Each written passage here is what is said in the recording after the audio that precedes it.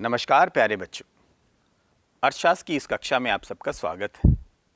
मेरा नाम मनदीप कुमार है। आज की कक्षा में आप उपभोक्ता के व्यवहार के सिद्धांत के विषय में जानेंगे। आपने उपभोक्ता शब्द तो सुना ही होगा। उपभोक्ता कौन होता है? क्या आप उपभोक्ता हैं? और हम यहाँ पर उपभोक्ता के किस प्रकार के व्यवहार के विषय में चर्चा करने वाले हैं। हम अर्थशास्त्र में उपभोक्ता के आर्थिक अभिकर्ता या एजेंट के रूप में बाजार में किए जाने वाले व्यवहार तथा लिए जाने वाले निर्णय के विषय में अध्ययन करते हैं। इस अध्याय में हम केवल यह जानने का प्रयास करते हैं कि उपभोक्ता किसी वस्तु की दी गई कीमत पर कितनी मात्रा का उपभोग करने को तत्पर होगा तथा यह निर्णय वह किस आधार पर लेगा। व्यष्टि अर्थशास्त्र में अध्ययन किए जाने वाले मूल प्रश्नों में से एक यह है कि एक उपभोक्ता किस प्रकार अपनी सीमित आय से किसी वस्तु या सेवा को खरीदने का निर्णय लेता है। वास्तव में हमें इस विषय के अध्ययन की आवश्यकता इसलिए पड़ती है क्योंकि उपभोक्ता की आय सीमित है तथा आवश्यकताएं असीमित हैं। उपभोक्ता का उद्देश्य अधिकतम संतुष्टि प्राप्त करना होता है तथा इस उद्देश्य को प्राप्त करने के लिए उपभोक्ता को विभिन्न वस्तुओं तथा सेवाओं के बीच में चयन करना पड़ता है। इस चयन के सिद्धांत को ही उपभोक्ता के व्यवहार का सिद्धांत कहते हैं। उपभोक्ता के व्यवहार से संबंधित सिद्धांतों का विश्लेषण दो प्रकार से किया जाता है। पहला, गणनावाचक उपयोगिता विश्लेषण, जिसमें उपयोगिता को अंकों में मापा जाता है, के अंतर्गत उपभोक्ता व्यवहार का विश्लेषण किया जाता है। इसे समझने के लिए गणनावाचक उपयोगिता की अवधारणा, उपभोक्ता अधिशेष, घटती हुई सीमांत उपयोगिता का नियम, सम सीमांत उपयोगिता की मदद से उपभोक्ता का संतुलन तथा मांग वक्र का व्युत्पन्न होना आदि का अध्ययन किया जाता है। दूसरा होता है क्रमवाचक उपयोगिता विश्लेषण, जिसमें उपयोगिता को अधिमान तथा श्रेणियों के रूप में देखा जाता है, के अंतर्गत उपभोक्ता व्यवहार का विश्लेषण किया जाता है। इसे समझने के लिए बजट रेखा, जिसे कीमत रेखा भी कहते हैं, की विशेषताएं, अनाधिमान वक्र की विशेषताएं, अनाधिमान वक्र विश्लेषण के माध्यम से उपभोक्ता संतुलन का विश्लेषण, ह्रासमान सीमांत प्रतिस्थापन दर का नियम तथा अनाधिमान वक्रों से मांग के नियम का व्युत्पन्न होना आदि का अध्ययन किया जाता है। आज की इस कक्षा में हम उपभोक्ता के व्यवहार का गणनावाचक उपयोगिता विश्लेषण के विषय में विस्तार से चर्चा करते हैं। सबसे पहले जानते हैं उपभोक्ता कौन है। वह व्यक्ति जो अपनी आवश्यकताओं की संतुष्टि के लिए वस्तु तथा सेवाओं की उपयोगिता का उपयोग करता है, उपभोक्ता कहलाता है। आप सभी इस समय उपभोक्ता हैं जो मेरी अर्थशास्त्र शिक्षण की सेवाओं का उपभोग कर रहे हैं तथा अपनी अर्थशास्त्र अध्ययन की आवश्यकता को संतुष्ट कर रहे हैं। ध्यान रखिए, उपभोक्ता केवल वस्तुओं तथा सेवाओं की उपयोगिता का उपभोग करता है। वस्तु का पूर्ण रूप से उपभोग यहाँ अनिवार्य नहीं है, जैसे कुर्सी पर बैठना, पंखे की हवा लेना, मेट्रो की सवारी करना, यह सभी उपभोग हैं। आपके मन में यह प्रश्न उठ रहा होगा कि उपयोगिता क्या है। एक वस्तु की उपयोगिता उसकी आवश्यकता की संतुष्ट करने की क्षमता है। वस्तु की जितनी ज़्यादा आवश्यकता होती है अथवा उसको प्राप्त करने की जितनी ज़्यादा इच्छा होती है, उस वस्तु से उतनी ही अधिक उपयोगिता प्राप्त होती है। उपयोगिता एक मनोवैज्ञानिक घटना है। यह उपभोक्ता द्वारा वस्तुओं तथा सेवाओं के उपभोग तथा अधिकार से प्राप्त होने वाली संतुष्टि या आनंद या सुख किए गए अनुभव की एक भावना है। एक वस्तु की उपयोगिता न केवल व्यक्ति व्यक्ति के अलग होती है, अपितु एक उपभोक्ता की मन की स्थिति तथा उपभोग के स्तर के अनुसार भी अलग अलग हो सकती है। उपयोगिता का वस्तु की उपयुक्तता या उपयोग क्षमता से कोई संबंध नहीं है। ऐसी वस्तुएं भी होती हैं जिनके उपभोग को उपयुक्त नहीं माना जाता, किंतु उपभोक्ता को उनके उपभोग से संतुष्टि प्राप्त होती है, इसलिए उस वस्तु में उपयोगिता का गुण पाया जाता है। उदाहरण के लिए, नशीले पदार्थ का उपभोग उपयुक्त नहीं है, किंतु संतुष्टि प्राप्त करने के लिए उपभोक्ता इनका प्रयोग करता है। एक उपभोक्ता की आवश्यकता उसके व्यवहार को समझने का मूल आधार होती है। एक उपभोक्ता अपनी आवश्यकता को संतुष्ट करने की क्षमता अर्थात उपयोगिता के आधार पर किसी वस्तु का चयन करता है। आइए गणनावाचक उपयोगिता विश्लेषण को और बेहतर तरीके से जानते हैं। गणनावाचक उपयोगिता विश्लेषण की मान्यता है कि उपयोगिता के स्तर को संख्याओं में मापा या व्यक्त किया जा सकता है। उदाहरण के लिए एक गिलास जूस से प्राप्त उपयोगिता को मापा जा सकता है और कहें कि एक गिलास जूस 50 इकाई उपयोगिता प्रदान करता है। आगे चर्चा करने से पहले यह उपयोगी होगा कि हम उपयोगिता से संबंधित 3 अवधारणा को समझें।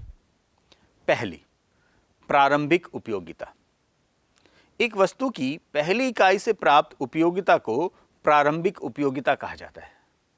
उदाहरण के लिए जूस के पहले गिलास के उपभोग से प्राप्त उपयोगिता को प्रारंभिक उपयोगिता कहते हैं। दूसरा, कुल उपयोगिता, टोटल यूटिलिटी। एक वस्तु की एक निश्चित मात्रा से प्राप्त उपयोगिता का योग जो किसी वस्तु की दी गई मात्रा का उपभोग करने से प्राप्त होती है, एक उपभोक्ता द्वारा उपभोग की गई एक वस्तु की सभी इकाइयों से प्राप्त उपयोगिता का कुल उपयोगिता कहा जाता है। जूस के 3 गिलास के उपभोग से प्राप्त उपयोगिता को कुल उपयोगिता कहते हैं। दूसरे शब्दों में कहें तो एक वस्तु की प्रत्येक इकाई से प्राप्त होने वाली उपयोगिता के योग को कुल उपयोगिता कहते हैं। वस्तु X की अधिक मात्रा उपभोक्ता को अधिक संतोष प्रदान करती है। इसे ज्ञात करने के लिए हम इस सूत्र का प्रयोग कर सकते हैं। कुल उपयोगिता यानी कि TU बराबर है U1 जमा U2 जमा U3 जमा U4 और इसी प्रकार UN तक का योग। यहाँ पर U व 1 का अर्थ है वस्तु की प्रथम इकाई से प्राप्त उपयोगिता। U2 का अर्थ है वस्तु की द्वितीय इकाई से प्राप्त उपयोगिता। U3 का अर्थ है वस्तु की तृतीय इकाई से प्राप्त उपयोगिता तथा UN का अर्थ है वस्तु की N इकाई से प्राप्त उपयोगिता। तीसरा, सीमांत उपयोगिता, जिसे अंग्रेजी में हम मार्जिनल यूटिलिटी कहते हैं। सीमांत उपयोगिता कुल उपयोगिता में वह परिवर्तन है जो वस्तु की एक अतिरिक्त इकाई के उपभोग करने से प्राप्त होता है। इसे प्रत्येक अतिरिक्त इकाई से प्राप्त होने वाली उपयोगिता भी कहते हैं। इसे ज्ञात करने के लिए हम इस सूत्र का प्रयोग करते हैं। सीमांत उपयोगिता MUN यानी N इकाई तक की सीमांत उपयोगिता बराबर होती है N इकाई की कुल उपयोगिता अर्थात TU at N, उसमें से हम घटाते हैं N से पहले वाली इकाई की कुल उपयोगिता TU at N-1। यहाँ पर MUN का अर्थ है NV इकाई की सीमांत उपयोगिता, TUN का अर्थ है N इकाई की कुल उपयोगिता और TUN-1 का अर्थ है N-1 इकाइयों की कुल उपयोगिता। कुल उपयोगिता और सीमांत उपयोगिता को इस तरीके से संबंधित किया जा सकता है। कुल उपयोगिता बराबर होती है सीमांत उपयोगिता पहली इकाई की जमा सीमांत उपयोगिता दूसरी इकाई की जमा सीमांत उपयोगिता तीसरी इकाई की। इस प्रकार N इकाई तक की सीमांत उपयोगिता का योग कुल उपयोगिता होता है। सरल रूप में इसका अर्थ है कि वस्तु की N इकाइयों के उपभोग से प्राप्त उपयोगिता प्रथम इकाई की सीमांत उपयोगिता, द्वितीय इकाई की सीमांत उपयोगिता और इसी प्रकार Nवीं इकाई तक की सीमांत उपयोगिता का कुल योग कुल उपयोगिता कहलाता है। अब प्रश्न उठता है कि इस उपयोगिता को मापेंगे कैसे। प्रतिष्ठित अर्थशास्त्री जेरेमी बेंथम, नवप्रतिष्ठित अर्थशास्त्री एल्फ्रेड मार्शल आदि का मानना था कि उपयोगिता गणनावाचक अथवा मात्रात्मक रूप से मापी जा सकती है, जैसे हम ऊंचाई या वजन आदि को मापते हैं। इनके अनुसार एक व्यक्ति मात्रात्मक गणनावाचक पदों में वस्तु से प्राप्त संतुष्टि अथवा उपयोगिता को व्यक्त कर सकता है। अर्थशास्त्री जेरेमी बेंथम ने यूटिल्स नामक माप की एक मनोवैज्ञानिक इकाई का निर्माण किया। इस प्रकार कोई व्यक्ति कह सकता है कि ए वस्तु की इकाई के उपभोग से उसे 10 यूटिल के समान उपयोगिता प्राप्त होती है तथा बी वस्तु की एक इकाई के उपभोग से 20 यूटिल्स के समान उपयोगिता प्राप्त होती है। इसके अलावा उपयोगिता के गणनावाचक माप में निहित है कि एक व्यक्ति आकार के संबंध में वस्तुओं से प्राप्त उपयोगिता की तुलना कर सकता है, अर्थात उपयोगिता का एक स्तर दूसरे से कितना अधिक है। मार्शल के अनुसार सीमांत उपयोगिता वास्तव में मुद्रा के पदों में मापने योग्य है तथा मुद्रा उपयोगिता को मापने की एक छड़ी है। मुद्रा की एक इकाई की उपयोगिता को 1 यूटिल माना जा सकता है। अब उपयोगिता के गणनावाचक माप किन बातों पर या किन मान्यताओं पर आधारित है, यह जानते हैं। पहला, उपयोगिता का गणनावाचक माप किसी वस्तु की उपयोगिता को इकाइयों में मापा जा सकता है, जिसे हम यूटिल्स कहते हैं। दूसरा, उपयोगिताएं योगात्मक होती हैं, अर्थात एक वस्तु के उपभोग की गई सभी इकाइयों से प्राप्त उपयोगिता को मापकर कुल उपयोगिता की गणना की जा सकती है। तीसरा, उपयोगिता स्वतंत्र है, अर्थात यह उपभोक्ता द्वारा खरीदी गई दूसरी वस्तुओं की मात्रा से संबंधित नहीं है। इसके अलावा यह भी माना जाता है कि अन्य व्यक्तियों की उपयोगिता से भी यह प्रभावित नहीं होती है। चौथा, मुद्रा की सीमांत उपयोगिता स्थिर रहती है। जब एक व्यक्ति एक वस्तु को अधिक खरीदता है तो मुद्रा की मात्रा घट जाती है तथा शेष मुद्रा की सीमांत उपयोगिता में वृद्धि हो सकती है। लेकिन इस दृष्टिकोण में मुद्रा की सीमांत उपयोगिता स्थिर ही रहती है। यह मान्यता महत्वपूर्ण है क्योंकि गणनावादियों ने मुद्रा को उपयोगिता के माप के रूप में इस्तेमाल किया है तथा इस उपयोगिता के माप को स्थिर रखना बहुत जरूरी है, वरना माप छोटी बड़ी हो जाएगी। आइए अब एक वस्तु के विभिन्न मात्राओं के उपयोग से मिलने वाली उपयोगिता की तालिका तथा चित्र के काल्पनिक उदाहरण द्वारा इन अवधारणाओं को समझते हैं। इस दी गई तालिका में देखिए, जैसे जैसे हम वस्तु की मात्रा को बढ़ा रहे हैं, प्रत्येक अगली इकाई से मिलने वाली सीमांत उपयोगिता कम होती जा रही है। यहाँ MU1 अर्थात पहली इकाई की सीमांत उपयोगिता 10 यूटिल्स है, जबकि MU2 अर्थात दूसरी इकाई की सीमांत उपयोगिता घटकर 8 यूटिल रह गई है। इसी प्रकार MU3 अर्थात तीसरी इकाई की सीमांत उपयोगिता घटकर 6 यूटिल्स हो गई है। आगे भी प्रत्येक इकाई के बढ़ने के साथ सीमांत उपयोगिता घटती जा रही है तथा इकाई 6 पर यह 0 यूटिल हो गई है तथा इकाई 7 पर यह घटकर ऋणात्मक हो गई है। ऐसा इसलिए होता है क्योंकि वस्तु की कुछ मात्रा प्राप्त होने के पश्चात उपभोक्ता की उस वस्तु को अधिक मात्रा में प्राप्त करने की इच्छा कम हो जाती है। इसे घटती सीमांत उपयोगिता का नियम भी कहा जाता है। चित्र को देखिए, इसमें भी यही संबंध आपको नजर आएगा। आइए अब कुल उपयोगिता तथा सीमांत उपयोगिता के बीच संबंध को जानते हैं। पहला, कुल उपयोगिता घटती दर से बढ़ती है तथा सीमांत उपयोगिता घटती है किंतु धनात्मक रहती है। रेखा चित्र में 5वीं इकाई तक कुल उपयोगिता बढ़ रही है किंतु सीमांत उपयोगिता ह्रासमान है लेकिन धनात्मक है। दूसरा संबंध है, जब कुल उपयोगिता अधिकतम होती है उस समय सीमांत उपयोगिता 0 होती है। जब उपभोक्ता छठी इकाई का उपभोग करता है तो कुल उपयोगिता अधिकतम है तथा सीमांत उपयोगिता 0 है। इस बिंदु पर उपभोक्ता को अधिकतम उपयोगिता मिल रही है। तीसरा संबंध, जब कुल उपयोगिता घटती है तब सीमांत उपयोगिता ऋणात्मक हो जाती है। यदि उपभोक्ता 6 इकाइयों से ज़्यादा उपभोग करता है तो कुल उपयोगिता घटती है तथा सीमांत उपयोगिता ऋणात्मक हो जाती है। आइए अब हम ह्रासमान सीमांत उपयोगिता के नियम को जानते हैं। ह्रासमान सीमांत उपयोगिता का नियम उपयोगिता विश्लेषण का सबसे आधारभूत नियम है। यह एक वस्तु की मात्रा तथा उस वस्तु के उपभोग से प्राप्त उपयोगिता के बीच संबंध को व्यक्त करता है। ह्रासमान उपयोगिता का नियम बताता है कि जैसे जैसे अन्य वस्तुओं के उपयोग को स्थिर रखते हुए किसी वस्तु के उपभोग को बढ़ाया जाता है तो वस्तु की हर अगली इकाई के उपभोग से प्राप्त सीमांत उपयोगिता घटती जाती है। आओ एक उदाहरण की सहायता से हम इस नियम को समझते हैं। यदि एक व्यक्ति भूखा है, वह पहली रोटी का उपभोग करता है तो उसे उच्च उपयोगिता मिलेगी क्योंकि इससे उच्च स्तर की संतुष्टि मिलती है। जैसे ही वह अधिक और अधिक रोटियों का सेवन करता है तो रोटी की हर अगली इकाई के उपभोग से प्राप्त सीमांत उपयोगिता गिरती जाती है।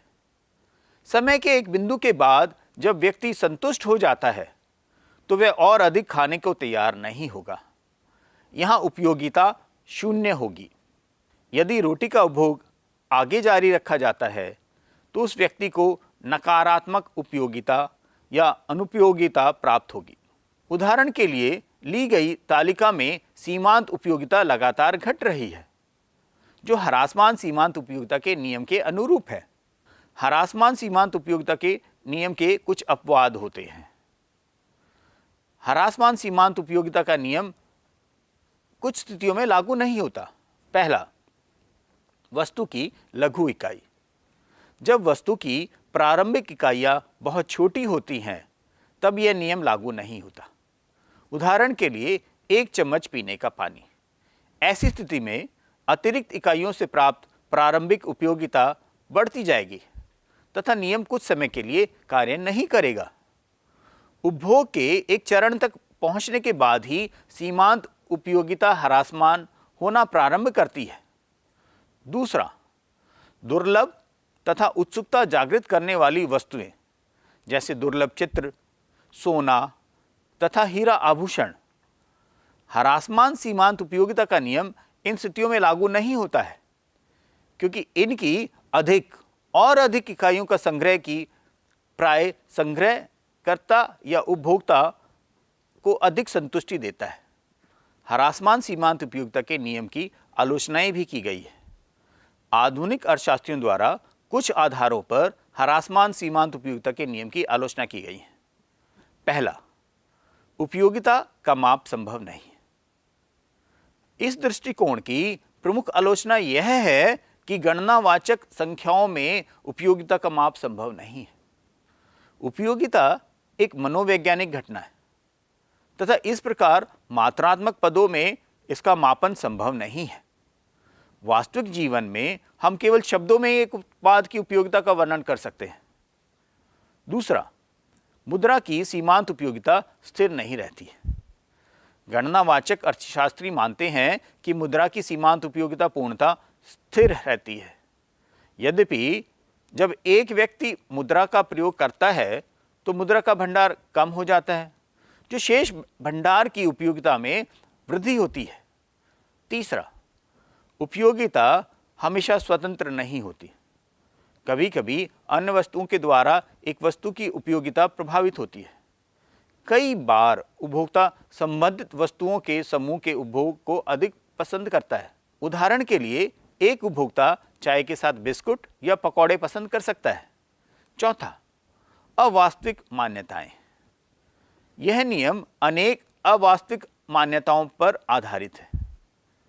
यह ग्राहक के वेशभूषा, स्वाद, आय, पसंदगियों में कोई परिवर्तन नहीं मानता है, लेकिन वास्तविक जीवन में वातावरण बेहद गतिशील रहता है तथा स्वाद, वेशभूषा आदि में परिवर्तन होता रहता है। उन्नत सुविधाओं से नए उत्पाद जो अनेक बार प्रक्षेपित हो रहे हैं के साथ ग्राहकों का स्वाद तथा अधिमान बदल रहा है। हम उस विषय पर आते हैं जो हमारा मुख्य है कि उपभोक्ता का व्यवहार क्या है। उपभोक्ता के व्यवहार को समझने के लिए हमें 3 मुख्य बिंदुओं को समझना होगा। पहला, उपभोक्ता अधिमान। सबसे पहले उपभोक्ता अधिमानों की पहचान करनी होगी। यह आरेखों या बीजगणितीय रूप में किया जा सकता है। उपभोक्ता का व्यवहार उपभोक्ता के अधिमानों पर निर्भर करता है। इस प्रकार उपभोक्ता जिस वस्तु से अधिक उपयोगिता प्राप्त करता है वह उस वस्तु को अधिमान देता है। उपभोक्ता वस्तु की अधिक मात्रा को वस्तु की कम मात्रा की तुलना में सदैव अधिमान देता है। दूसरा, उपभोक्ता का बजट प्रतिबंध। वस्तुओं की कीमतें तथा उपभोक्ता की भुगतान करने की क्षमता को जानना। उपभोक्ता की बजट प्रतिबंध का उसके व्यवहार पर प्रबल प्रभाव पड़ता है। कोई भी उपभोक्ता बजट प्रतिबंध से बाहर वस्तुओं की खरीदारी नहीं कर सकता है। उपभोक्ता विभिन्न वस्तुओं के केवल वही सहयोग खरीद सकता है जो उसकी बजट के अंदर होते हैं। तीसरा है उपभोक्ता चुनाव। उपभोक्ता व्यवहार को समझने का अंतिम बिंदु उपभोक्ता द्वारा वस्तुओं की मात्रा का चुनाव है। उपभोक्ता दिए गए अधिमानों तथा सीमित आय से वस्तुओं के उस संयोजन को चुनता है जो उनकी संतुष्टि को अधिकतम करता है। उपभोक्ताओं के पास विकल्पों की बहुत बड़ी संख्या उपलब्ध होती है, किंतु एक वस्तु की अंतिम मांग उपभोक्ता के अधिमानों, वस्तु की कीमत तथा उपभोक्ता की सीमित आय पर निर्भर करती है। उपभोक्ता अधिमानों के बारे में भी कुछ मान्यताएं बनाई गई है। आइए उन्हें जानते हैं। उपभोक्ता व्यवहार के सिद्धांत उपभोक्ता अधिमानों पर आधारित होते हैं। उपभोक्ता अधिमानों को अधिक वैज्ञानिक और वैश्विक बनाने के लिए अर्थशास्त्र में उपभोक्ता अधिमानों की कुछ मान्यताएं बनाई गई हैं। पहला, पूर्णता। उपभोक्ता अधिमानों को सदैव पूर्ण माना जाता है, अर्थात किन्हीं भी दो वस्तुओं के विभिन्न संयोजनों की तुलना की जा सकती है। एक उपभोक्ता या तो संयोजन को दूसरे से ज़्यादा पसंद करता है या दो संयोजनों के बीच उदासीन या तटस्थ होता है। बीच की कोई स्थिति नहीं हो सकती है। गणितीय रूप में A1 और A2 यह बंडल ज़्यादा अधिमान है B1 और B2 के बंडल से, तथा दूसरा A1 और A2 इस संयोजन को कम अधिमान दिया जा रहा है B1 या B2 की तुलना में, या दोनों। दूसरा, सकर्मकता। सकर्मकता का तात्पर्य है कि यदि उपभोक्ता X से ज़्यादा Y को तथा Y से ज़्यादा Z को पसंद करता है, तो इस प्रकार उपभोक्ता हमेशा X से ज़्यादा Z को पसंद करेगा। सकर्मकता उपभोक्ता संगतता को सुनिश्चित करने के लिए आवश्यक मान्यता है। गणितीय रूप में दिखाएं तो इसे X कम है Y से तथा Y कम है Z से। इस प्रकार X सदैव Z से कम होगा। तीसरा, अधिक को सदैव कम से बेहतर माना जाता है। उपभोक्ता विवेकशील है तथा वह जानता है कि एक वस्तु के अधिक उपभोग करने से ज़्यादा उपयोगिता प्राप्त की जा सकती है। इस प्रकार वह कम की अपेक्षा अधिक मात्रा को हमेशा पसंद करता है। इस चर्चा के साथ आज की कक्षा को हम यहीं समाप्त करेंगे। आज हमने गणनावाचक उपयोगिता विश्लेषण, उपभोक्ता कौन है, उपयोगिता क्या है, कुल उपयोगिता तथा सीमांत उपयोगिता के विषय में विस्तार से जाना। साथ ही हमने उपयोगिता को कैसे मापते हैं, उपयोगिता के गणनावाचक माप की मान्यताओं, कुल उपयोगिता तथा सीमांत उपयोगिता में संबंध, ह्रासमान सीमांत उपयोगिता का नियम, ह्रासमान सीमांत उपयोगिता के नियम के अपवाद तथा ह्रासमान सीमांत उपयोगिता के नियम की सीमाओं को भी समझा। उपभोक्ता व्यवहार के 3 मुख्य बिंदुओं को तथा उपभोक्ता अधिमान की मान्यताओं को जाना। अगली कक्षा में हम उपभोक्ता व्यवहार के गणनावाचक उपयोगिता विश्लेषण के विषय में तथा उपभोक्ता संतुलन की शर्तों पर चर्चा करेंगे। तब तक के लिए नमस्कार।